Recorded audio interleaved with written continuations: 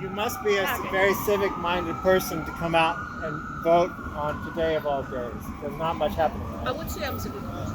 I would say. And how long have you been voting? Since I've had time, I'm a physician, so I was always very busy, and now I'm semi-retired, so I do my duty. Okay. I would say 10, 15 years now, regularly. Okay.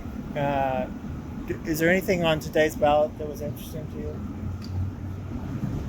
Yeah, the paucity of Republican candidates for New York Supreme Court was surprising. The paucity.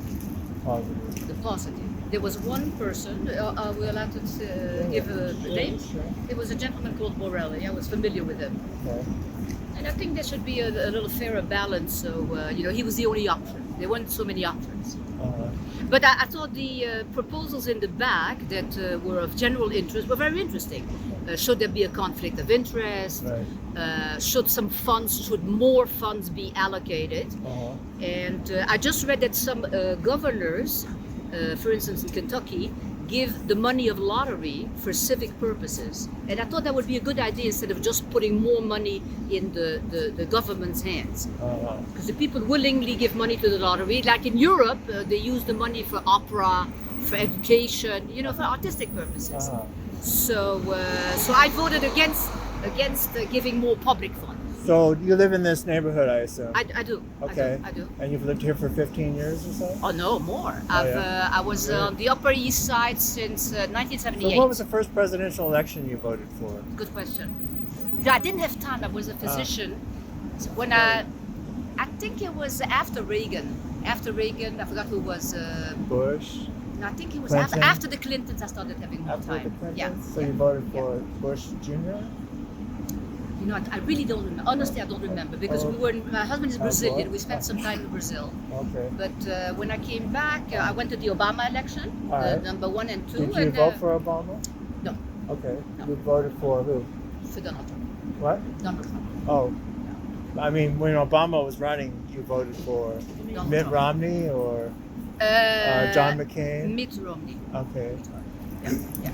And I felt more comfortable with their program. and you voted for Trump, you said. Yes. And how do you feel that's working out for you? I'm very happy. And why? I was very. Look, it's individual. It's a big country. We're divided. I agree. But the way Democrats feel nowadays about Trump, I felt during the Obama. I felt he did not represent me. I felt he didn't speak honestly, and I felt frustrated.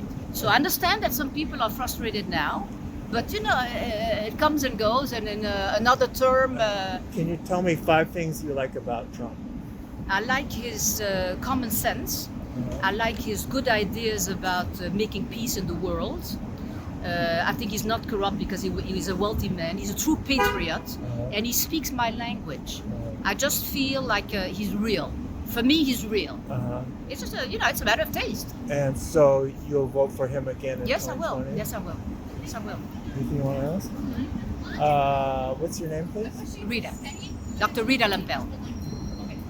Rita LaPelle. Okay, and so I was wondering, the guy we just talked to, he was also a Trump voter, and he said he voted for Obama first, but then he found out that Obama's wife was a transsexual whose real name is Michael.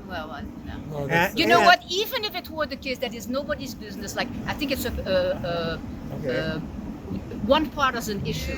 If it's your gender, you do what you want as long as you pay taxes. I don't care. It's nobody's business what you do, in my view. And I tell you another thing. I think the Republicans have a very weak point. They should allow abortion. Every woman should have a right to do what they want. So I hope in the future they will soften their position. Do economics have anything to do with your voting? Not really. I really believe that the way things are now, Washington is a bubble. And as long as we pay taxes, we are in a free country, we can travel, and as long as you're okay with the law, you do what you want. So economics for me, it was my personal thing to save money and to be all right now. It was a personal decision. So that's a no. So, there's a lot of, he was talking about, the last guy I was talking to was talking about the divisiveness between people. How do you feel the country's going on that angle? I feel the big problem is that the new Democratic, the squad, have not the right issues, and it's anti-Christian and Jewish.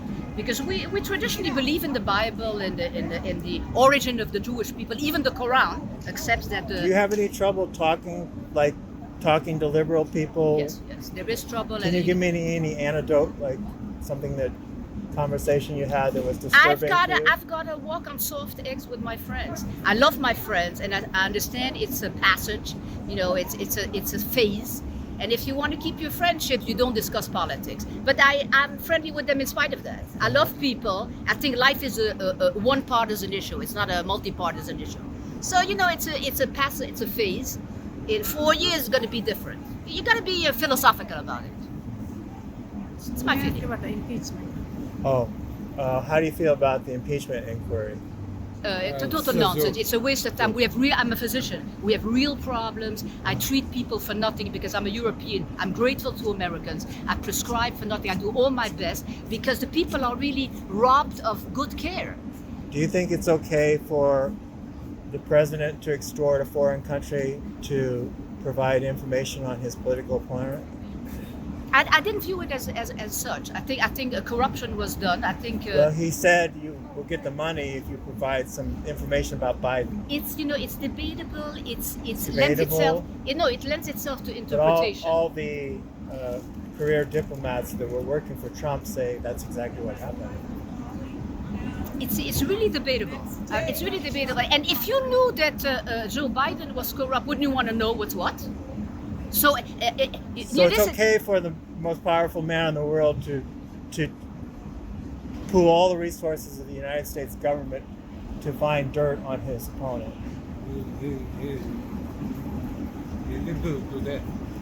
I think That's what happened. I talked to the head of state, and he's got the right idea. Let's sit down with Vladimir. So Let's you're talk. going to vote for Trump in 2020? It's a Yes. honest conversation. Yes. No, listen, it's a free country. Yeah? Right. Thank you. Appreciate it. Hard to find Trump voters, so I appreciate your talking to us. Not really? so Not far. here, but There's a lot of it's people. a liberal city, right? It's a liberal city, but a lot of people don't tell you that they're Republican. They're afraid of losing their jobs. I know friends. Oh, So people, the college tuition is so expensive that people don't want to lose their jobs. So in the meantime, they're like underground. I understand. okay. No, I understand. most But it's important going to be that, all right. We are together. All right. And we are happy to be in America. We are very grateful to America.